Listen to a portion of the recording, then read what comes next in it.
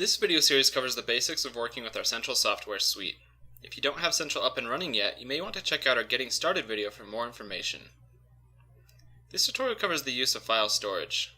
The file storage application within Central is used to save recorded data to the local computer. While it has a relatively simple user interface, this tutorial will cover all of the options available. Before we begin, it is important to note that the file storage application has multiple versions that serve the same core functions, but require different parameters based on the research environment. Clinical researchers are required to use our NeuroPort Central suite, and therefore required to use the TOC version of our file storage interface. For other researchers, there is an option to choose between the TOC interface and the 2.x interface. This can be accessed in the options menu of the main Central application under the File Storage App Interface section. This tutorial will cover the use of the 2.x file storage app interface, while our NeuroPort tutorial covers the use of the TOC interface. The file storage application is organized into a few panels. It has the data type controls on the left, file name parameters in the center, recording parameters to the right, and a recording information overview on the far right. The file options panel on the left side allows us to control which data types are actually saved to disk. Notice that a file with a different extension will be saved for each sampling rate.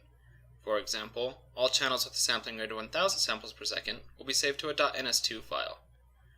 Any items that are grayed out have not been configured on any channels using the Hardware Configuration app.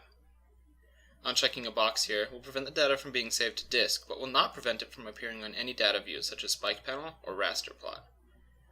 After choosing which data type should be saved to disk, the save name and location can be written into the editable text box or selected in Windows Explorer using the Browse button.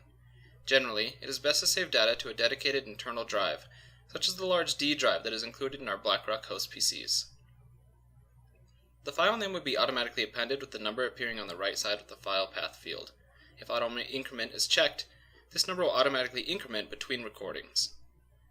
In addition to any other comments placed into the file, we can input a file description that contains information about the recording that you would like. This will be saved into the file's metadata and can be viewed later using our data loaders. Some of the most commonly used file storage options are shown under the Additional Options panel. Checking the Record For checkbox will allow one to define how long the recording should go before automatically stopping.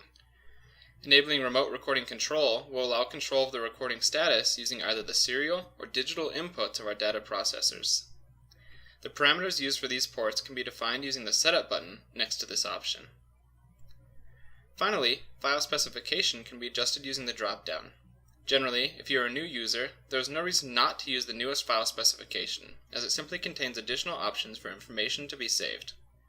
Older specifications are available for customers that have set up data processing pipelines based on a specific file format. The elapsed time indicates time since when the recording was started. This will only differ from the recorded time if the file was paused for any reason. The spike count field counts the number of spikes across all channels, and the packet count field counts all packets received from the NSP. File size in megabytes is updated periodically and indicates the cumulative size of the files on disk. Section indicates how many sections the file has been divided into due to pausing. With no pauses, the file should only be one section. Finally, the available megabytes is the space available on the currently specified drive. If the drive becomes low on space, file storage will issue multiple warnings before reaching the end of the disk. In addition to these commonly used on-window options, there are additional options in the Options menu of file storage. Enabling Sync Pulse will send a rarely repeating bit pattern out of digital output 1. The bit sequence is sent out every 14 seconds and has enough unique representations to last an hour. This sync pulse can be used to synchronize the NSP with other devices by recording the bit pattern on each device separately and then aligning the data to the unique pulses in the data.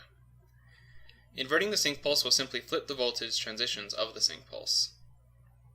The Remove Noise option will reject all waveforms classified as noise from being recorded to the file. Waveforms are only classified as noise through the use of auto-thresholding or when defined during online spike sorting. The classification of noise units is covered in our online spike sorting tutorial. The Sync with Neuromotive option is checked by default and allows Central to communicate with our video tracking system. Neuromotive to allow simultaneous recording, control, and playback. Generally, this should be stay enabled. The options for automatic file splitting shown at the bottom of the window are only used in our TOC interface.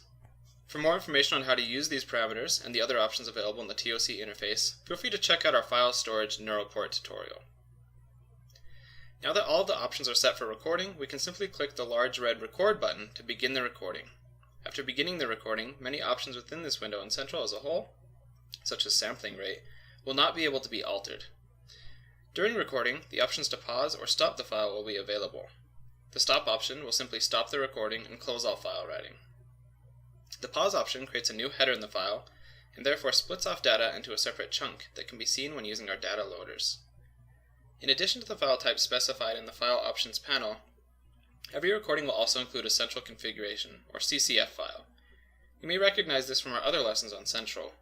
This file contains the configuration of Central so that the experimental setup associated with this recording can be easily set up again by simply loading the CCF in the main file menu of Central. That concludes our tutorial on the 2.x version of our file storage app. For more information on the TOC interface, be sure to check out our other tutorial on file storage. For additional information on any of our products, manuals can be found at www.blackrockmicro.com.